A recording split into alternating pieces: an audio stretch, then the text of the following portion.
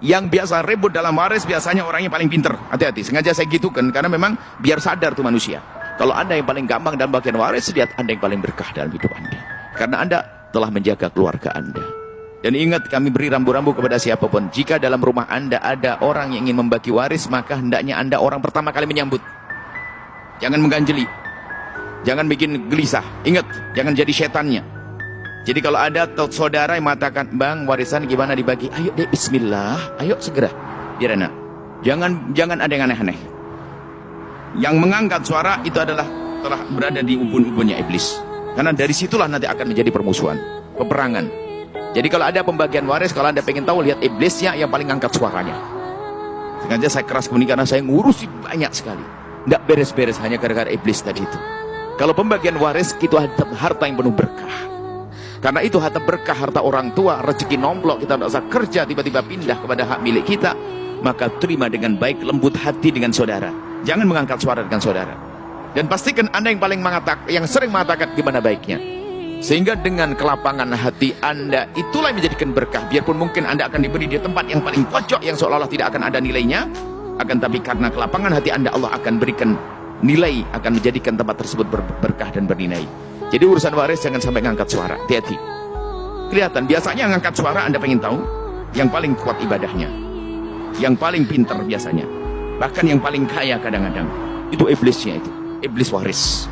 Dan itu bukan Anda. Sengaja saya keras karena begini, karena saya capek ngurusi begitu, nggak beres-beres. Biarpun saya ceramai 2 jam ke mulut keluar busa, tetap saja lihat aja iya di belakang itu setannya berantem lagi, ngajak berantem lagi. Saya kerasin begini supaya Anda tidak masuk wilayah ini.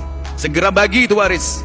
Bahkan kadang mengatakan bapaknya meninggal dunia, ibunya masih hidup, nggak mau bagi waris. Kenapa? Ibu masih hidup. Ini bahaya lagi. Terus ibunya suruh mati. Bagi waris, ibu dapat bagian. Makanya serahkan pada ahlinya, orang berilmu mengerti. Jangan sampai menunda-nunda.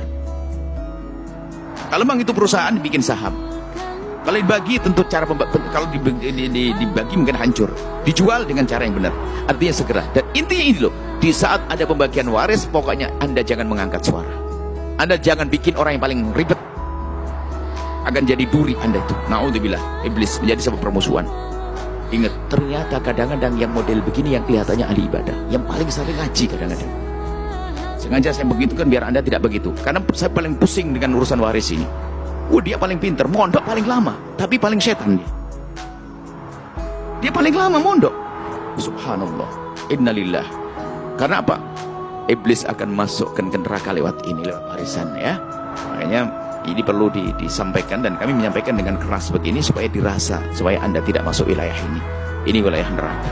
Kalau pembagian waris, jadilah Anda orang pertama kali senyum. Oke adik, bismillah, karena Allah. Abang di mana? Sudahlah, yang baik saya gimana?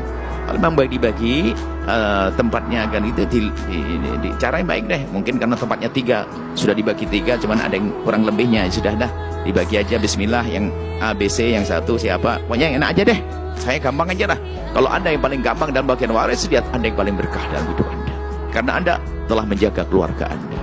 Anda telah pertama adalah kebaikan Anda menjaga saudara-saudara Anda. Yang kedua adalah Anda telah menerima rizki yang Allah berikan melalui waris tadi dengan penuh kegembiraan. Itu tanda menghormati, menghargai pemberian orang tua.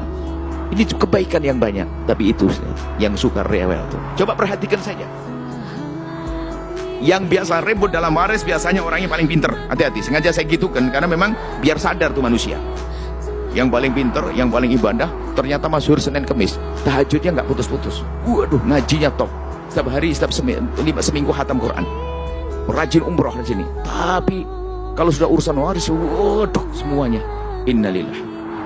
Kemudian saya tambahkan, jika suamimu atau istrimu lagi bagi waris, jangan jadi setan juga. Ternyata banyak ruwet itu gara-gara pendampingnya. Sudah akur, sudah oke, pulang ke rumah berubah gara-gara istrinya yang ngomong. Ngapain kamu menikah dengan iblis itu?